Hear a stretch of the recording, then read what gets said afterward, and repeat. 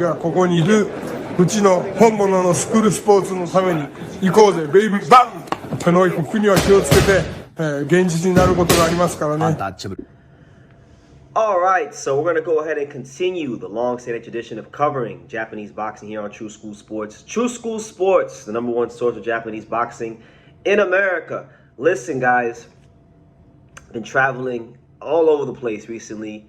I got really sick and my body shut down on me. I was coughing a lot, so that's why you haven't been seeing these videos of me here in front of the camera. That's why I haven't made a video about Terrence Crawford retiring or this Japanese card that I'm not getting to. So thank you for your patience, and I'll make sure you guys get a lot of content. But wanted to sound off on this fight because I was doing quite a lot of sounding off on this fight. Not just when it got signed, but even like last year when it was first even talked about. And that fight is Nonito Donaire versus Seiya Tsutsumi. This is a fight that really was, it was intriguing to me, but it was intriguing for the wrong reasons. Like, Donaire is 43. Donaire hasn't looked great in the last couple of years. Seiya Tsutsumi is a fighter that throws a lot of punches. Seiya Tsutsumi, is a guy that, if you're not up to fitness level and up to par, it's serious. Like R.I.P. Kazuki Anaguchi. You can die fighting anybody, but like really you could die fighting him. Like he's a dangerous guy, right? So I'm not gonna lie to you, I was very concerned for Nonito Donaire. Just being honest. But you know what? He lost the fight, which I think even that's up for interpretation. I thought Donaire had a very good case to win the fight. But Donaire, even in defeat, at 43 years old against a young, strong, undefeated 29-year-old prime Seiya Tsutsumi, fought this guy tooth and nail and almost knocked him out in the 4th round. So even in defeat, Nonito Donaire once again shows why he is an absolute legend in this fight game and why he will comfortably have a place in Canastota inside the Boxing Hall of Fame one day, and there'll be no ifs, ands, or buts about it. But let's talk about the fight, because early on in the fight, Seiya Tsutsumi was not fighting like Seiya Tsutsumi. He was doing a lot more boxing.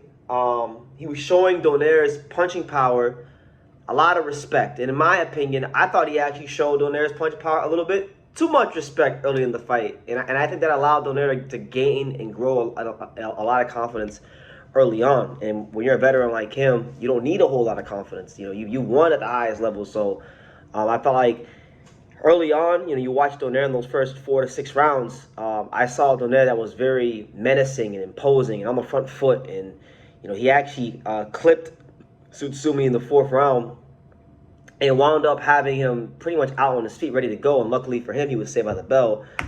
And he was able to navigate his way through the rest of the fight. But it was a very strong first 6 rounds for Donaire. And in the second half, as the fight wore on, you saw Seiya Tsutsumi begin to fight a little more of his fight. In the pocket, on the front foot, throwing a high output of punches, backing Donaire up. So it was a really close fight.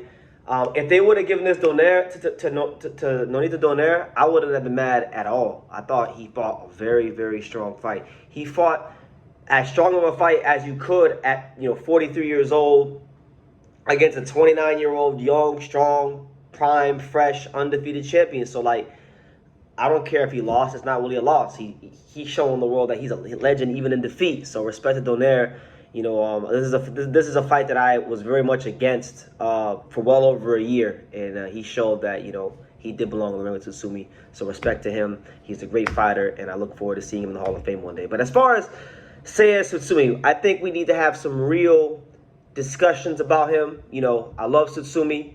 I think he's one of my favorite fighters from Japan. But really and truthfully, when it comes to Seiya Tsutsumi, I mean, when you go and look at his career, this fight was a war. Daigo Higo 1 and 2 were both wars. Kazuki Anaguchi was a war for the ages. Riku Masuda was a war. There's about 4 fights now in his career, and that's not even counting maybe some of the lesser known fights that I probably haven't even watched. There's 4 fights in his career where you could say Seiya Tsutsumi has been in some real wars. He's lost some real pieces of himself in that ring. So my thing is like, my growing concern for Seiya Tsutsumi is always like his shelf life. How long will he be able to remain in the fight game? And you know, because he's, like I said, he's got an all-action style. I feel like he has like the kind of style where it's, you know, he's not going to be here for a long time, but he's going to be here for quite a good time. And it's been a great time so far. I love watching his fights, but you know, when you're in there having these all-action fights, these all-action wars, you know, it does shorten your career. So I don't know. I think he's going to have to start boxing a bit more as his career goes on. But like, as far as what could be next for Seiya Tsutsumi, I mean,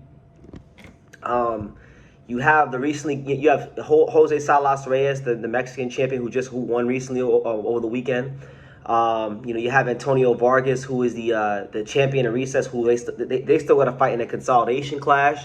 So you have that. You have the Takuma Inoue unification rematch, and then you also have what I think, for me, if you let me be the commissioner of boxing, Seiya Tsutsumi versus Christian Medina is the most exciting fight to make in this division.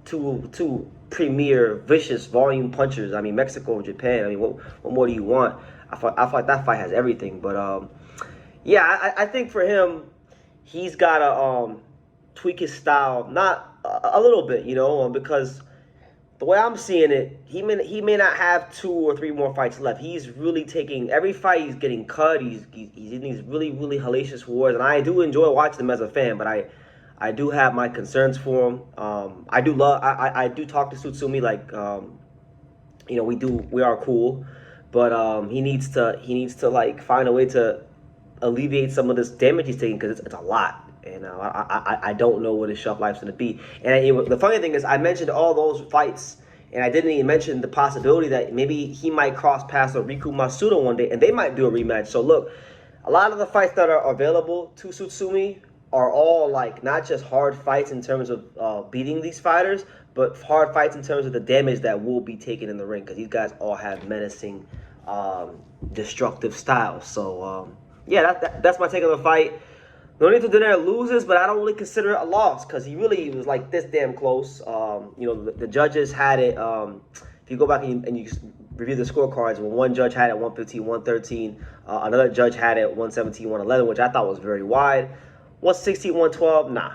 I thought 115, 113 was actually the perfect card. So that's my take. But what did you guys think? Do you guys think Tsutsumi actually won that fight? Was it a robbery? Let me know in the comments down below.